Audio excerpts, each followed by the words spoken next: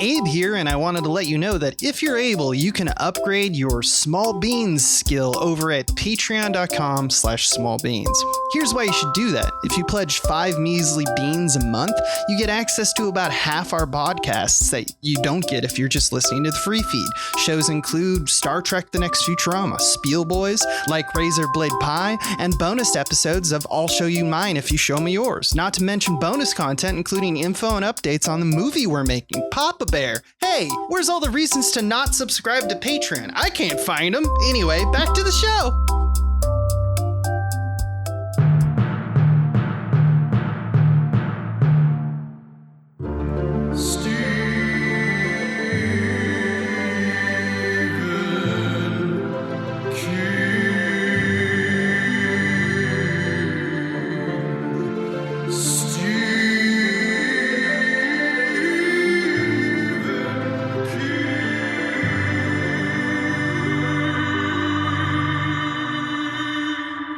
I don't wanna bone anymore.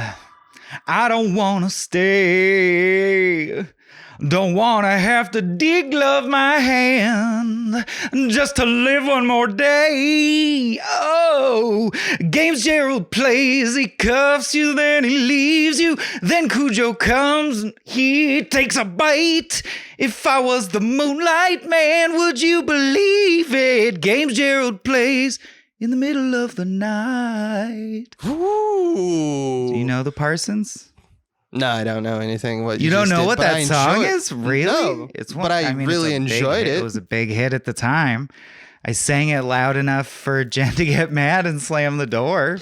Well, so hey, I gave it my it all. Because you were so into it, and I love that. Games people play Alan Parsons Project. You don't know Alan Parsons Project? Or not do you know of them? Yes, I just not to the point that you do. You know, we can't know all things. Okay. All people can't know all things, but we can know everything about Stephen King things. Stephen King Did that get us in? And we're in. Welcome. Kings of Kings. That's what this is. We cover the adapted film and television works. I think we did TV. Yeah, we've done TV once or twice. We've done TV. Stuff based on stuff Stephen King wrote. If you're familiar with our other deep dive series, Spiel Boys, the Coen Brothers, Anderson, stuff like that. It's like that. I'm Michael. I'm Abe. Yeah. You got all the info. Well, other than that, it's 2017's Gerald's Game, and I kind of spoiled the plot in that little song, but because we have, an hour to fill here, I think we should also synopsize this sucker in a little more detail. And we can see that detail because the lensing effect of the glass is making it look bigger because we're under the dome. Our best guess puts the dome at 20,000 feet, sir. Did he just call it a dome? You think we might be stuck in here a while? First segment, Under the Dome. This is where we just explain what it's about. If you ain't seen Gerald's Game, but spoiler this time from me, I guess, I would stop and watch it if you haven't seen it at all. Mm-hmm. Yeah, I'm comfortable with that as the prelude to my opinions on this movie. But I'll start the synopsis. It's pretty straightforward. We covered Cujo recently.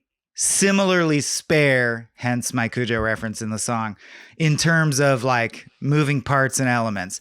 It is a what if you got handcuffed to the bed in the wilderness alone? What would you do scenario? Almost like 127 hours, but with a little more of a King undertone, as highlighted in this film through the Moonlight Man. As we know, Stephen King's stories are simple. The one adjustment I would give to this, why it's not Cujo and why it's not like an evil car that goes on a murder rampage, because they do a lot of setup to make you feel for the characters. This one does it formally different. You're thrown into it immediately, and then you learn about the characters through hallucination and flashback. But I would still call it a bottle episode, and say that the fun and games portion at least is you're stuck. What would you do? What would happen? How would you get water? How would you get food? What is the stuff you didn't anticipate that would go wrong? Maybe the Moonlight Man. We'll get into it. But basically it starts, Abe's right, in media res, because we're going to learn about him later, with husband and wife, Gerald and Jesse. Jesse, thank you. Everything's through her POV, so we rarely mention her name, but thank you. They've come ostensibly to... I'm sorry to stop, but I just have to say something.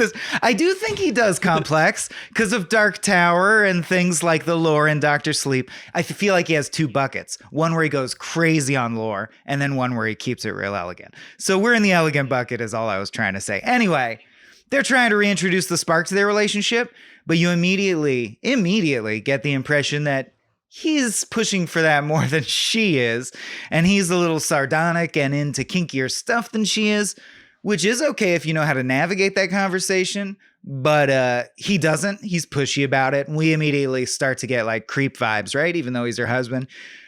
He talks her into putting handcuffs on and cuffing her to the bed, and she's willing to go down that road, but then he starts, is it Call Me Daddy? No, it's rape fantasy. That's right, rape fantasy. It's a stranger rape fantasy. Yeah, he says, treat me like a stranger and acts like you don't want it.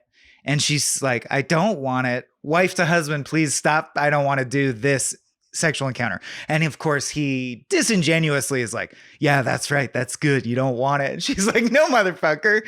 And she bites him or kicks him or something. And they get into a big, potentially this is the end of road for our marriage fight. About like, Jesus Christ, it was just a joke, or like, you're such a prude. At least I'm trying to bring romance. And she's like, no, you were about to pretend to rape your wife. This is not what we talked about. Maybe we're too different to reconcile this. Oh, fuck, maybe this. So we're contemplating divorce, or even I think the danger is presented in the back of your mind, like, is he going to truly force it on her? Because then he starts getting frisky again. And she's like, no, stop. And you kind of see in his eyes that he's like, well, if we're getting divorced, I may as well, right? Like he's not a good dude. Anyway, he dies of a massive heart attack. And right on Carla on Gugino. top of her. Yeah. So Abe, you take the next leg. There's a few things that happened before what you were talking about. One is that they saw a dog on the way in, a mangy dog picking at a dead possum, and they kind of discuss. They're like, "Man, that thing must be hungry." And Jesse's instinct is to feed the animal, and she even tries to feed some like the Kobe beef that he's preparing for their dinner. And Gerald's like a pretty like, why would you do that to a mangy stray? Like, why would you? Like, he has a setup in his mind of exactly what justice is, what people deserve, and he gets to dictate it. And that becomes important later because of the nuances of like why they're unhappy. So the dog comes in after, Gerald fucking dies. And I think this is the stuff that Flanagan is really good at, because like she calls out for her friends. And we like, if you dissect the sequence of like how it's constructed of like, all right, this is just the approach. This is our first glimpse of hope, perhaps. And then he immediately deflates it with like the soft pitter patter of the dog's feet. And she instantly realizes, oh, this is an animal I'm dealing with. And then the animal slowly peeks in a like haunting but like casual way that I think is really evocative. Jesse tries to scare it away, but ultimately it's a hungry mangy dog. It starts to feast on Gerald's arm, and suddenly Gerald arises and starts to blame her. You had to feed that dog, didn't you? But she realizes she's hallucinating. He's still on the ground. And in her mind, Gerald is a petty and vindictive man and blames her for being herself and kind, basically. And there's a few quotes that are tossed around that are pretty brutal. Like at one point, maybe at a party, she overheard Gerald talking to one of his friends, and he called her a life support system for a cunt. Something, she just overheard. And this is what's crazy to me, because that's like the reddest of flags. And it reminds me of like, if you've read like Dave Eggers stuff, questions like, do you think I said that because that's who I am deep down, or it's just something I was passing on a dirty joke in a moment because I wanted to fit in? Or maybe I thought the other guy's like that and I'm just trying to look good. Or is that really what I think and I present a different face to you? Which we've all done, but it is evocative of showing, like it really does show that she's been kind of trained to give the benefit of the doubt to these men who kind of run her lives, as we're going to learn more about her father. But then what basically happens is she shifts more into, and I love this too, this feels very like, I mean, we talked about recently on Frame Rate, another one of our shows, we talked about the movie Sunshine by Danny Boyle. And it's just like, I love it when like a character is in a dire strait and they just go to work logically. And it shifts more into her talking out her thoughts and less her like insecurities. And she helps her own self and Gerald, the fictional Gerald, the apparition, realize, all right, this is the situation you're in, and you will die, and you need to have a plan. You need to think through the details. We get another misdirect where she breaks free only to look back at the bed and see herself still captive. So as she's kind of losing her mind, she speaks to Gerald and another freed version of herself. And she watches like the last rays of sunlight disappear from the room's walls, which I thought was a nice touch to mark the beginning of the first night. Then we have a sequence where we kind of have a callback to the fact that Gerald was taking Viagra for years and they never even talked about it. He tried to hide it from her, and Gerald and Jesse only once really talked about, well, they have this conversation. She's like, remember that one time I got hard? And she's like, yeah, I remember the one time you're referring to because you're in my brain. And it's the moment he realized he had that rape fantasy and he was choking Jesse during sex. And in her opinion on it was that she just kind of took it as a dutiful wife. But she did ask herself in that moment, like, who the fuck did I marry? So she identifies first that she needs water, and there's a glass above the bedboard on the shelf that she navigates down. But there's a wonderful moment where she realizes she can't bring the cups to her lips, so she puts it back. It's like a great little back and forth of like, you did all this work, and then you realize, oh fuck, I can't do this. I have to find another solution, and she has to undo everything she did. She starts to roll up what I believe is like a luggage tag to make a straw, and then boom, a ticket from her brand new slip, which is a great postcard because when they show her putting on the sexy negligee, she pulls a tag off immediately, indicating she doesn't normally do this. This is new. She hasn't done this before. And in terms of first image, the first thing that we saw in the movie was the top-down shot of the bed as clothes are kind of being set out and bags are being packed. And I think throughout Jesse's life, I think that we're going to find out later, there's a subtle importance we'll talk about in a different section about the ritual of clothing and packing and stuff like this. I think there's something to be said about that. But moving right along, she takes that tag, makes a straw, and she saves some for later. I love that too. It's just like, it's one of the cooler things with you have these apparitions that she's very aware that these are in her brain and she's talking to herself, but she's like, we get it as a kind of commentary. It's like, don't drink too much, like you need to save that. We have like 3 days, I think is how long. We remember? Is that true? She like asks herself how many days a human can survive without water. And this is about 35 minutes into the movie. Mm-hmm. I think they're killing it at this point. Then that night, some real shit happens. A very fundamental, terrifying event for, I think, all humans go through, or at least I've had this moment. Where Mr. Holm from Star Trek The Next Generation comes in and looks at you. Yeah, I was going to say Lurch from Addams Family, but yeah, same guy. And he's in a dark corner and she thinks the dark is like playing at shapes in her brain, but he steps forward and shows her like his super cool bag of bones. And she feels that, you know what, this is me probably hallucinating because he's got a like distorted, malformed face. And he's got a bag of bones. He must be like death or something. When he vanishes, Gerald hints that, and I love this kind of stuff where it's like your brain is playing tricks on you. Gerald, the apparition is like, maybe he's not gone. Maybe he's under the bed. And then, a hand comes out of the bed and it's Gerald, the version of, so her brain is just thinking of all the worst scenarios and we actually see it right in front of us. I thought it was really evocative filmmaking in that regard. Mm-hmm. Just how humans convince themselves of fantastical things. Anyway, her dad jerks off on her back. No, wait, we're almost there. There's a sad piano flashback where we learn her abuse, her foundational abuse. Oh no, I hopped in at the wrong point, which is that her dad jerked off on her back at the park while there was a perfect eclipse of the sun. And then he gaslit her into pretending it never happened, as is so often the case with abuse of that nature. Kind of reminded me of a film that Abe worked on, Illusion in Red and White, about the dude gaslighting his kids into being like, I didn't murder your mom. But he's just like, none of that happened. I didn't touch you.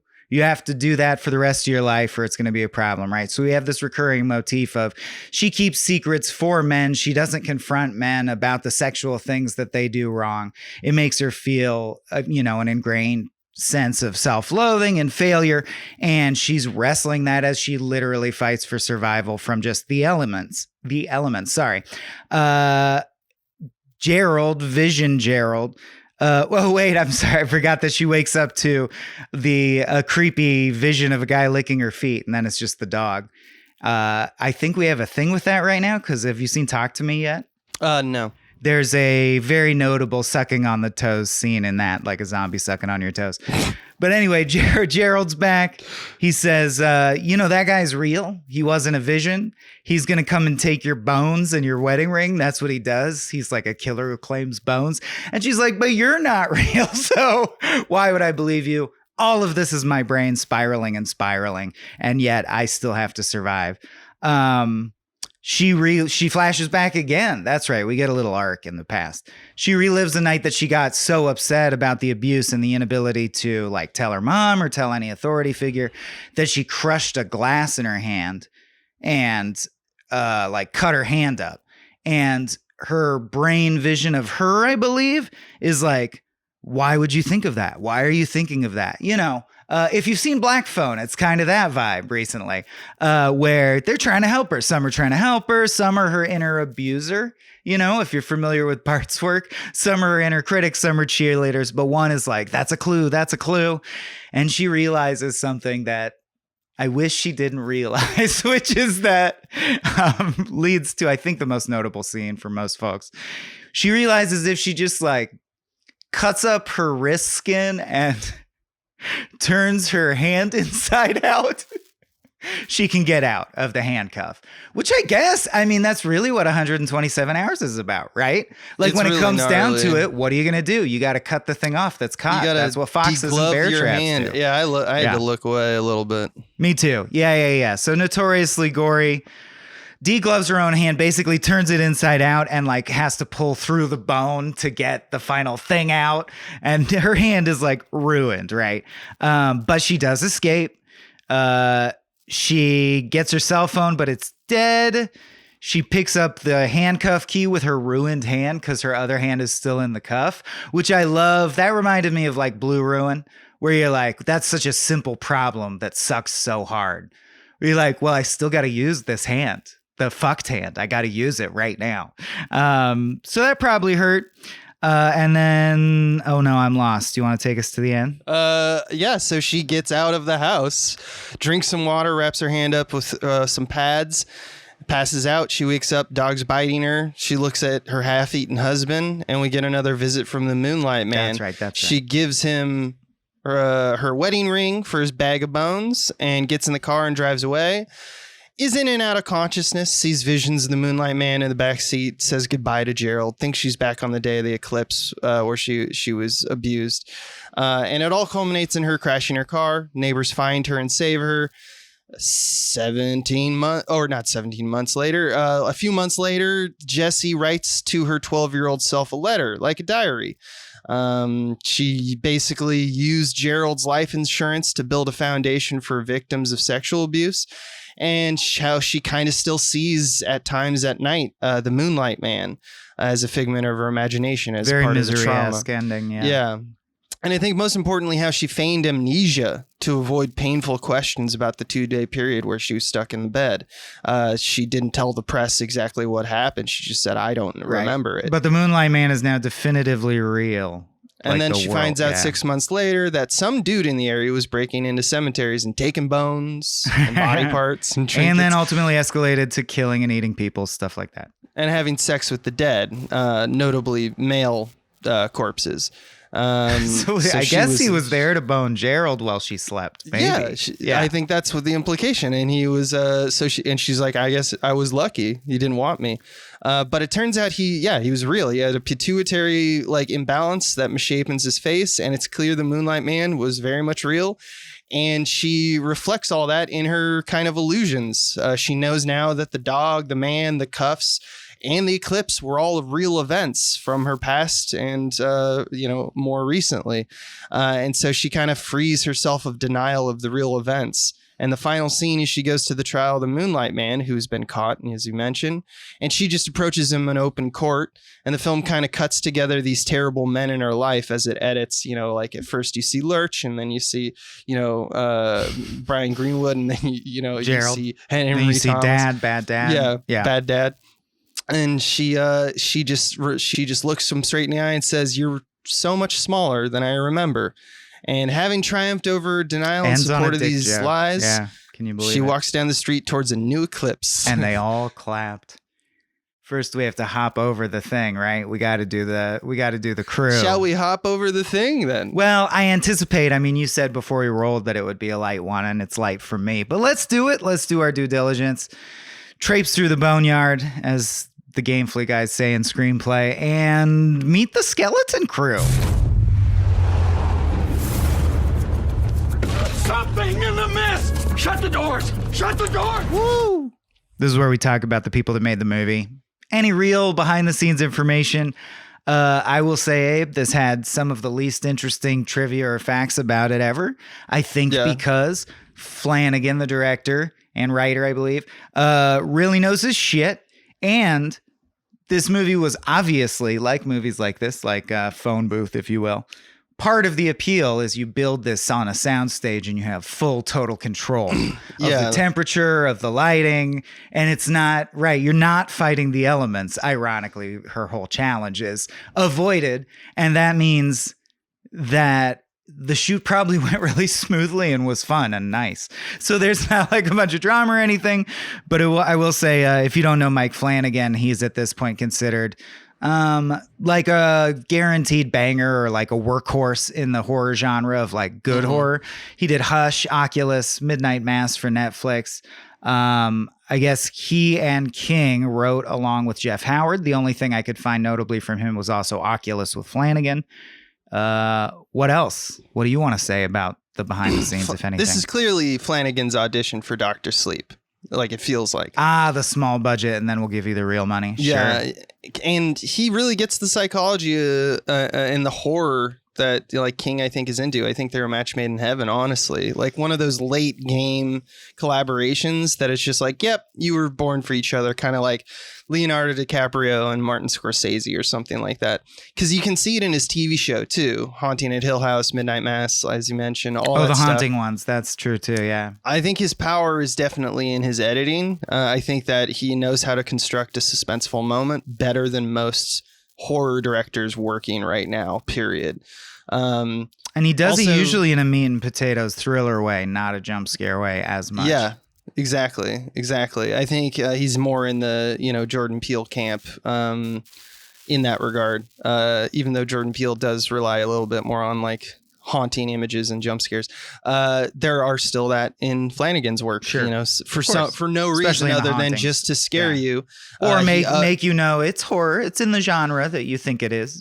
He turns it up to 11. Like we see the Moonlight Man, and then later on we see him. Now he has red eyes for some reason. Why? It's scarier, and it's we're all in her imagination, so do whatever you want in that. Do whatever regard. you want at this point. Yeah, exactly. The one thing that I did notice is that the collaboration is still ongoing, and obviously that we're all still on strike as the recording of this episode in 2023.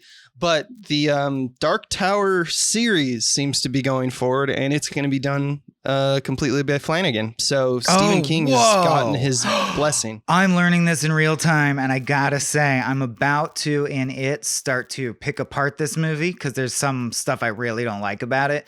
But given Flanagan's average quality level, I also thought Midnight Mass was boring. Maybe I'm the only one. But he's good. You know what I mean? I'm not losing my shit like some are, but he's good.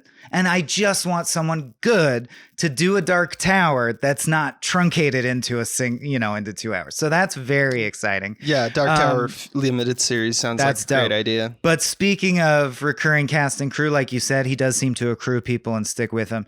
Henry Thomas, the molester dad, is also the ghost of Jack Nicholson in Dr. Sleep. And I think you can see, you're like, oh yeah, he is Nicholson-y. Yeah. Let's see. We mentioned Bruce Greenwood. He's that guy for a lot of people. You definitely recognize his face. Carla Gugino. If you just recognize his face, he was in Star Trek and iRobot. Go ahead. And yeah, Carla Gugino is also in Haunting shows. And this is like a vehicle for her. I mean, it's like you mentioned like Phone Booth or Castaway or something like that. She really brings it. Like this is her show. Yeah, so this is an actor's dream, I bet, because get in comfortable clothing, lay in this bed, and act super compelling scenes while you just lay in bed. Then go chill, get some lunch, come back, act your heart out, do your killer monologue. It's all about you, baby. You are the show. And at the end, you're a hero and you triumph. Like, what a joy to work on as an actor, for real. Comfort is huge. I feel like we should get into the nitty gritty of like more of the themes and the scene work and stuff. Then I just want to note, because then we'll stop talking about Dark Tower, that they did throw in a Dark Tower reference. He says all things serve the beam. Which is out I think of place. that's weird. Pretty dumb in that I'm okay with meta references and shit, but there's nothing else like that in the whole movie other than the book she throws says Midnight Mass on it, and then he made that show. But like, don't do that. And then do nothing else about it. Don't just have him say all serves the beam. That's not what he's in her head. She doesn't know about the beam. Like, what the fuck is the beam? I didn't know what the beam is. And the way he says it, it's like, and all things return to the beam. It just made it seem like something would happen with it. And if you know the reference, you're like, nothing will. But yeah. It makes a lot more sense when he's like, there's another reference that he makes that is a lot cleaner, I would say, from a writing perspective. He says, I call this my Dark Tower. Oh, where he like alludes to, he's like, and now we have fucking like Cujo over there. Right. Sure. Which is like, that's because it's a classic reference to a thing that exists. Well, and we're about to see a dog come in and be a problem for her. So yeah, let's talk about that. It's perfect. In the next segment where we get to say whatever we want. Bill, if you'll come with me, you'll float too. You'll float too. You'll float too. And this is it. So I do, obviously intentional, but I got to say, I think, and we discussed on the Cujo episode how he has said that he wrote most of Cujo really drunk to blackout drunk, only has fuzzy memories of writing it. And I don't think that's true of Gerald's game, but I didn't look into if he was snowblind or drunk or what drug he was on. Right? Sometimes he's sober. It's hard to know with him.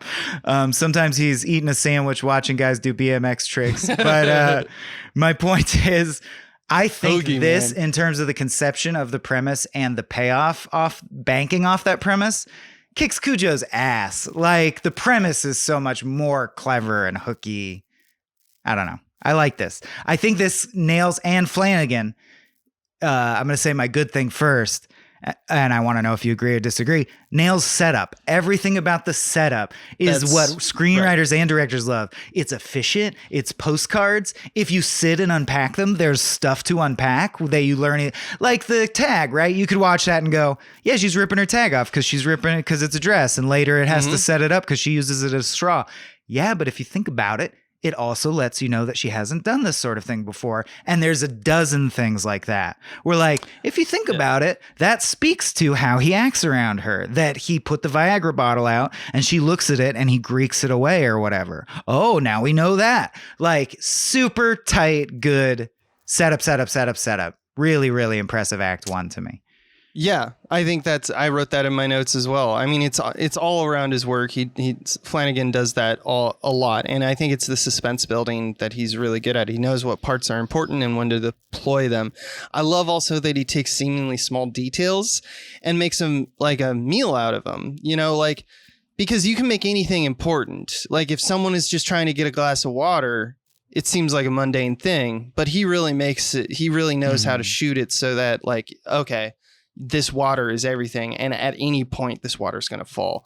I also love like her hands cramping up and she has to like kind of work through it by getting the circulation Bicycle going. her legs so they don't atrophy All that and stuff Yeah. is like, that's how you do build setup. It's like you attach the emotion to like a small tiny goal, and every time he approaches goal first. And so that's why the first act rules, because it's just like her solving problems. And that's why I love movies like that. I mentioned Blue Ruin. If you guys haven't seen it, I'm thinking of the fact that the guy needs a gun so he can commit revenge. And he steals a gun from a guy with like Trump flags on his truck. And he's like, I bet he has a gun. And he's right. But then he can't open the gun lock, and he tries to break it with a rock and it breaks the gun, as it would, because that's why it's a gun lock. And he just doesn't have a gun. So it's like, I think there's something so thrilling. Vince Gilligan is notable for this too on Breaking Bad, about thinking through something, imagining a process or scene, and really imagining it with such fidelity that you note things that other people don't note or take for granted. Because that's your job as an artist, right? Is to bring us to that place where we're looking at something with new eyes. We're not taking it for granted. We're rapt and we're focused and enthralled by it. And the world is like that. Like, you could be enthralled by anything, but to force you to be enthralled by something in a movie, I think it's so compelling. Like the example that I've heard from philosophers or whatever before is you ask people like, what's the first thing you do when you're going to turn left on a bicycle? And most people go like, turn the handles left. And actually, next time you're riding a bike or whatever, no, you turn the handles right a bit, then left. That's like how the forces work, and you need to do that. But your body does it without thinking, and you've done it dozens of times, so you stop thinking about it. That's those little unthought of points are where thriller thrives, because it's like like Abe said, she just needs a glass of water. And then it's like she wakes up in horrible pain and you're like, why? And you're like, her legs are atrophied. Oh, I didn't even think of that. Yeah. Man, if I was in that scenario, that would have fucked me. Like, I didn't even think of that. That's what you want in a thriller situation for sure. Yeah. And I'd even double down that he's so effective at it that sometimes, and I've noticed this in a lot of his shows as well, because you get into like the episodes 5 through 8 kind of thing of a 10 episode series, is that sometimes his act 2 and beginning of 3, basically after the midpoint into the climax, Flanagan gets boring, and I think too much middle, because of what you're talking about. He does such a good job of assembling the elements at the beginning that he kind of just has only to repeat himself out loud to set up the climax. Think about this movie, how there's 15 minutes before she actually degloves her hand or whatever, where it's just flashbacks of stuff we've already seen in the first 45 minutes of the movie. Yeah, Dad kept the lie up. Gerald was a manifestation of that shame. It wasn't Dad or Gerald's fault. I mean, I don't have a leg to stand on as the guy who swooped in and thought it was funny to go, and then her dad jerked off on her back. But I did actually think it was callous in the sense that I'm like, the real me sitting there not trying to be a bad boy and get laughs on a podcast was like, oh boy, they don't need this. Are they going to show it? Wow. They're going to do this full scene while we sit here and watch this little child actor act like she's getting jerked off on her back. Okay. That seemed totally needless. Then it cuts back to another flashback where he's like, and we don't tell anyone. And I'm like, I know, I got that. You don't have to go back again. You don't have to double dip in the flashback. And I might be lobbing unnecessary shade at Flanagan for this particular movie, because I think that there aren't that many elements. It's because also the back and forth, like the Dave Eggers stuff that I'm saying, where she's talking to herself through her own apparitions and versions of other people. She is out loud saying her insecurities, so we don't really need a scene of where that insecurity truly came from once we've done all of the assembling. So that's just one thing that I think that it's good to be clear, and that's clearly why he's doing this stuff, so that if you looked away and look back, you still know what's happening. But it's like you could have taken that 15 minutes and developed so much more, because but the story probably just doesn't have it. Like, the book doesn't just have new scenes for him to cover. So maybe I'm wrong about that. I haven't read the book, but it does just feel like we don't feel the epiphany in the way that epiphany is usually felt. She just kind of crosses the threshold of I'll do this insanely painful thing and I'll get free. She just has to work herself up to Kaiser it. So Soze, if you have the will. Yeah. Well, but also so gripes about the memories, and then I'll back off that point, is like, the way they unfold, like you said, because she's sort of unspooling the story to us, the audience. I think Flanagan needed to be more wary of, okay, but it can't feel like that. I got to obfuscate that that's what's happening, because you end up in sequences where, like we said, she double dips between flashbacks, and the flashbacks are chronological. So like she has the flashback about her dad, and then she talks to herself, and herself is like, but remember what happened after that. And it goes to another flashback that's like an hour later. That's not even how memories work. Like, you don't remember a little story in chronological order and in real time experience the assault and like focus on it and go, okay, it took about that long. And then I went to my bedroom and we had this scene. Like, it just starts to get, and like the fact that I understand panic. I understand. I got lost in the woods when I was young, and I did worry about dying, which reminds me of another Stephen King story, The Girl Who Loved Tom Gordon, another one where she interacts with her interior self, and it's much tighter. So my issue with this is once they're going round and around, it just feels like theater scenes or acting exercises in the act two, almost as if they're just doing it to do scenes. A lot of the dialogue is literally repetitious, like reads on the same line over and over. And you can do all these arguments about how that's how internal monologue works. But my overarching argument is that this all starts like the scene after the dog comes in, and like her head, she literally goes like, it's almost afternoon. So you're telling me she got handcuffed, realized she's in a really fucked situation. Within 6 hours, she is completely psychotically dissociated to the point that a man comes into her bedroom and she can't tell if it's reality or delusion. It's only been half a day. Like, the mind does not splinter like that. That could have been navigated. No, I think it's odd to me. They could have made the water a bigger deal, and then then just give her another day, one more day in there. To get exhausted. I think they wanted to get to the goose, meat and potatoes, the bread and butter of which is the survival stuff, and all the survival stuff hits hard for me. Yeah, thrilling. Felt like seeing Jurassic Park at certain points. But like, as we said, we're lobbing some stuff at this amazing setup, and in general, I just think that the device of having you talk to yourself and tell yourself openly your own insecurities, and kind of have with it the kind of ellipses of like, oh, and she thinks this about herself, not like I'm being told by this person. No, she knows that she's hallucinating. It's a great, I think that's a great device. And sometimes Gerald represents Gerald as he was, or even as she sees him. Sometimes Gerald represents like tough love Gerald, who she actually appreciated. Like sometimes he's on her side, sometimes he's not. So both of the visions of her and Gerald are even multifaceted or multiple versions of themselves. It's very good. Which is also really underscores the theme of, we are all multiple versions of ourselves, right? And she's going to finally choose to be the brave one that's a badass that can handle all the toxicity in her life and emerge victorious. And it took this to make her do that. So really, thank you, men, right? Like, if he hadn't put her in this situation, I walked myself into a corner. Speaking of men, though, I got to say, similar themes. For my money, I just watched it. Way more effective than Men. And I like Garland more than Flanagan. Normally. Yeah. I don't know if you agree. Well, I thought Men had, of course, a shocking conclusion, but I thought the first two acts were just like whatever. I liked Men. Okay. But anyway, but we are talking about something about like now we're getting in more of the themes of the movie. Right. And there's something I have a huge problem with this movie, but before I get into that, I want to talk kind of a preface of like my issue with it deals with the kind of black-white morality that this kind of sets up.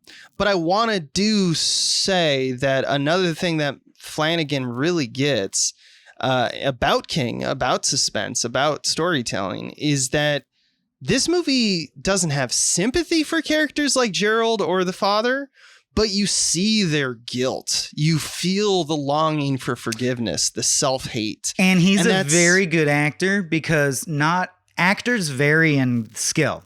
I mean, right? All humans do it, any task. And I just got to say, across all Flanagan projects, you see across the board pretty strong or stellar acting. I have to believe some of that is how he works with the directors, the environment he sets them up for success. Like, this production's so clean, it has painterly light, and to Abe's point, in the very opening images, you can tell that even though they're married, she's uncomfortable with this sexual energy, and he's putting off interestingly weird sexual energy, and that's not with lines. It's sheerly through the acting. They all deserve credit for that, Flanagan included, for sure. Yeah, for sure. And I think that there's something to be said about how monsters typically in this genre, even psychological terror, which, you know, as we've got kind of as horror has developed in modern days, we're getting more of. Monsters are still fairly monolithic, simple agents of corruption. And this is a particularly hard one to navigate because I think that Flanagan, can and I think did come under fire for sympathizing with abusers in the story.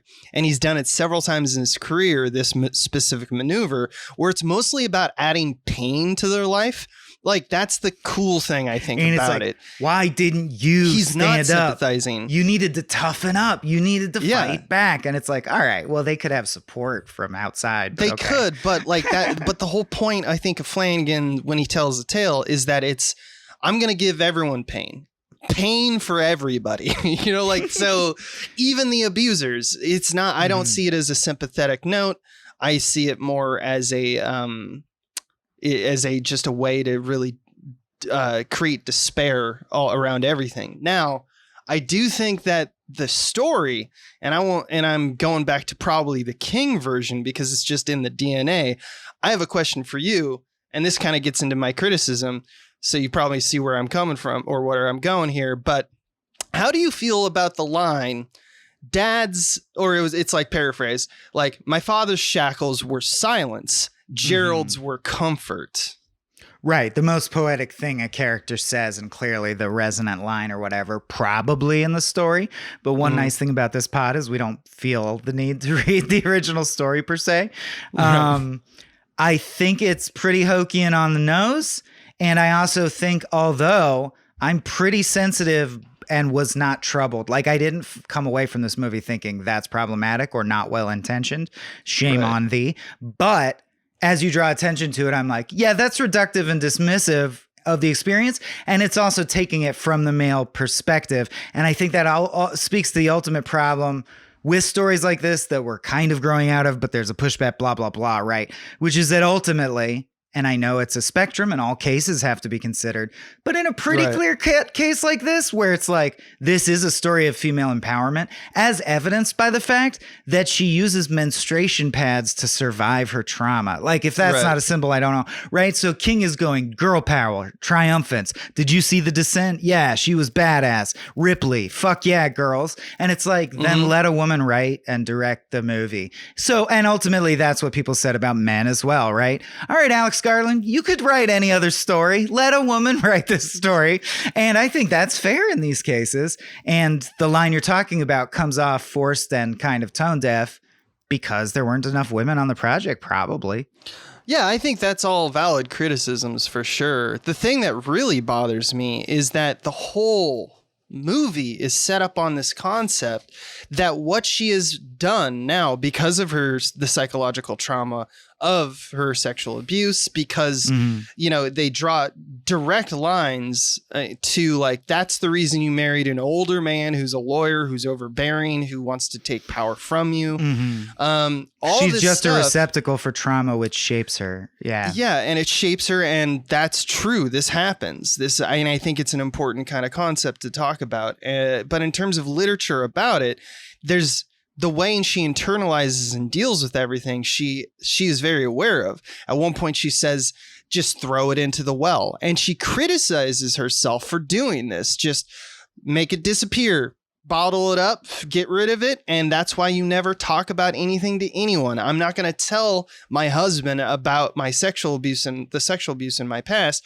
because that's for me. That goes into the And now I won't tell anyone else about how my husband is getting weirder and weirder as we age. Exactly. Yeah. And so when she's saying Dad's shackles were silence, Gerald's were comfort, I don't feel the change that she is gone through. Well, also the second beat is not even justified. We've not seen that she feels that comfort equals security or that she feels that money insulates you from harm. Like that work wasn't even done. Right. And in the end, another notable point, and maybe I'm just missing the point and someone in the comments pointed out, but when she's in the kind of epilogue, she discusses about how she like writing her diary to her 12-year-old or a letter to her 12-year-old self.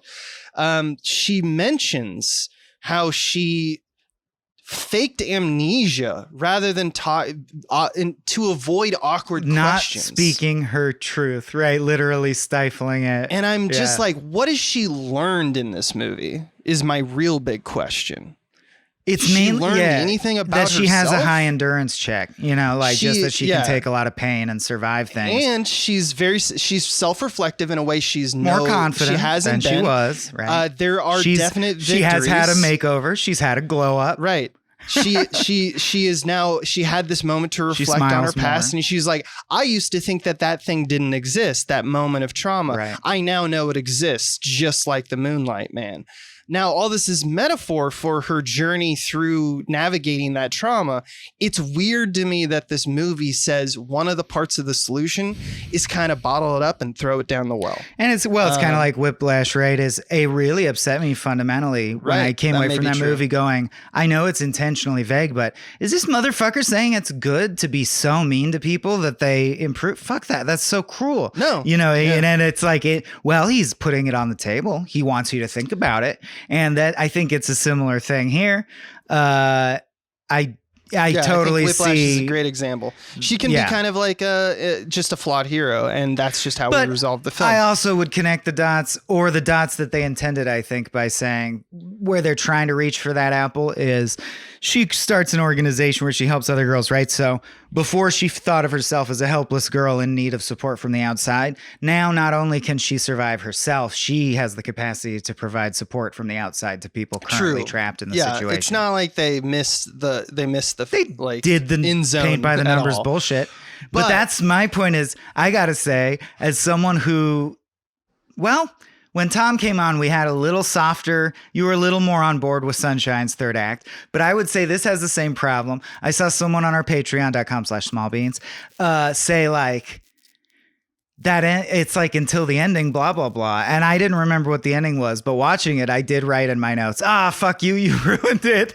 Because not just how on the nose it is for her to literally go to the guy's trial and go, I've triumphed over you, and then walk down the middle of the street. She walks down the middle of a city street like she's going to get hit by a car. And it's so weird. Like almost like a credit card commercial. Like, we're all happy now. And then, but I would say even further back, and this is a problem with the DNA of the story.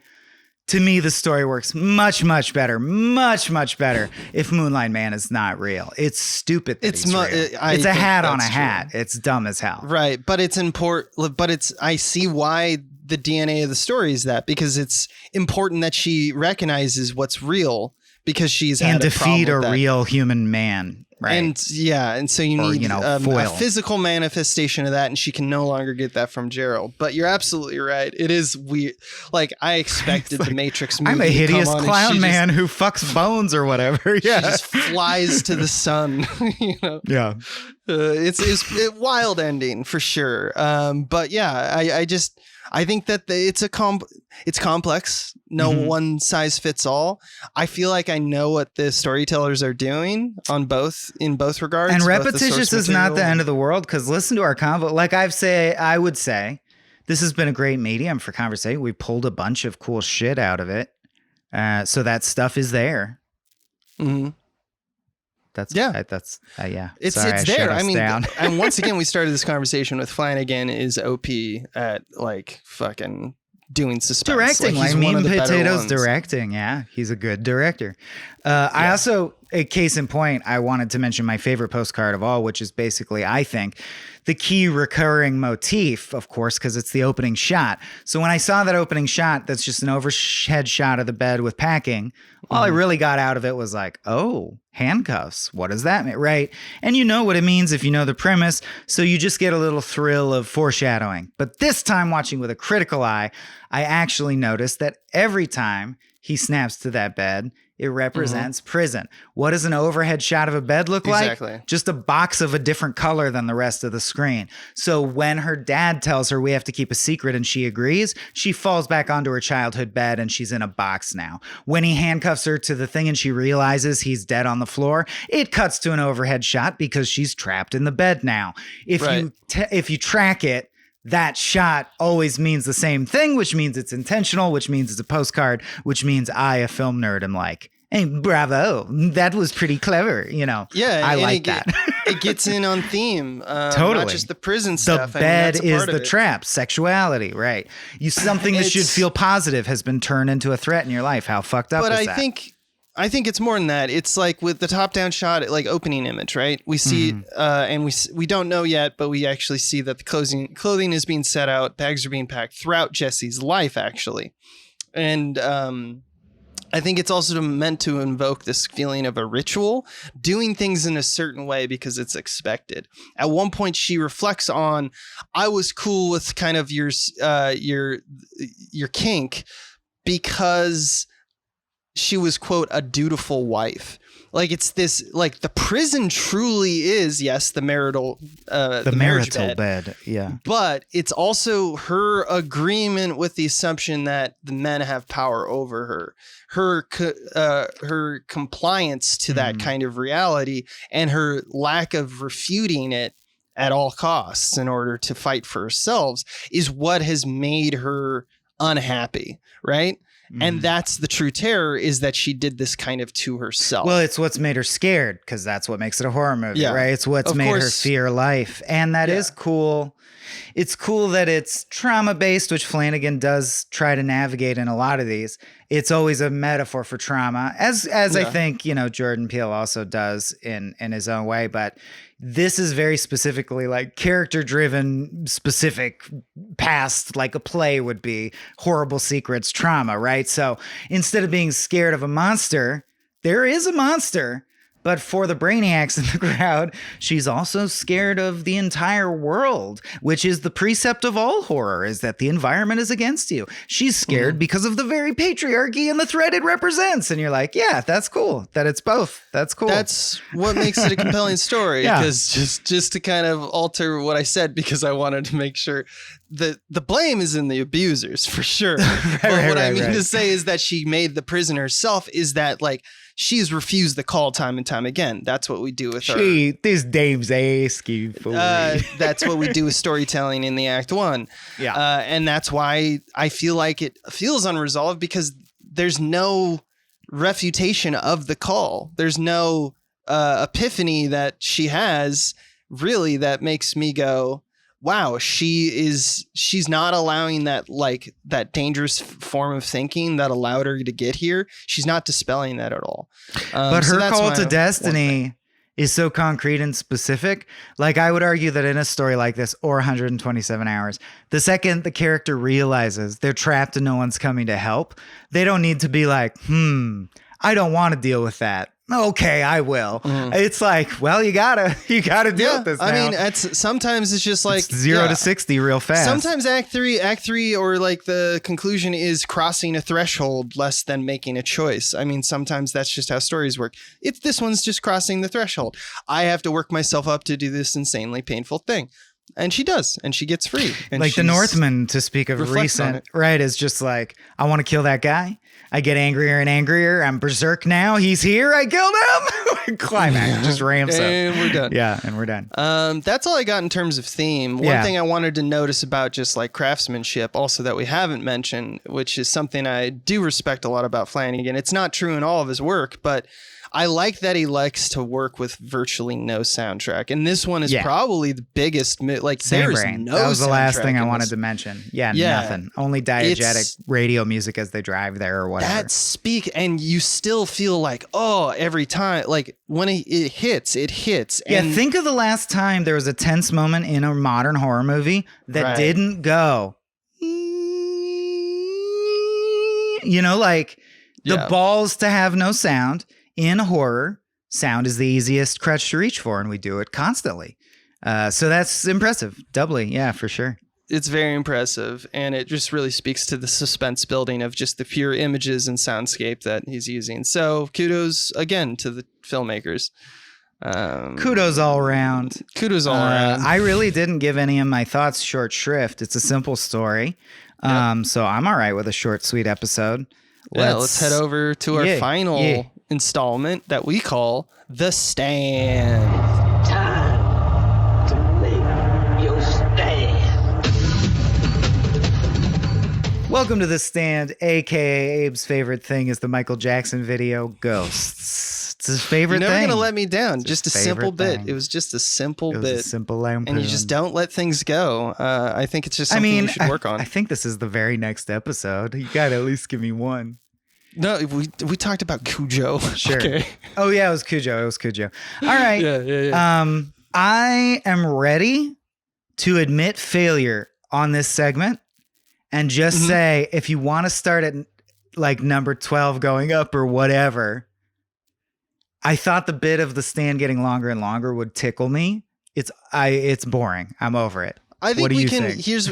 Here's what I think. And dear reader, dear listener, you're hearing the show happen real time. That's right. Talk about we are thrilling. developing this right now. I think we should probably talk about it a little bit beforehand and see like exactly where, so it's not like as much of a surprise. Right. But I do agree with you. I think we need to shorten this because the bit is not funny to me. Could you anymore. safely start at 15 and go up?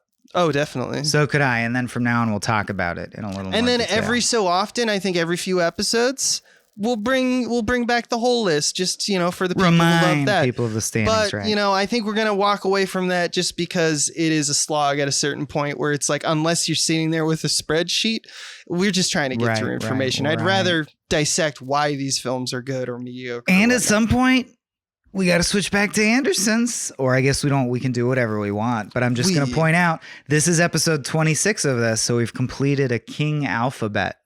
Wow. Congratulations, Michael. Congrats to you, sir. Thank you. My number 15 is Running Man. My number 15 is Christine. Get to the future. My number 14 is Christine. That's the quote.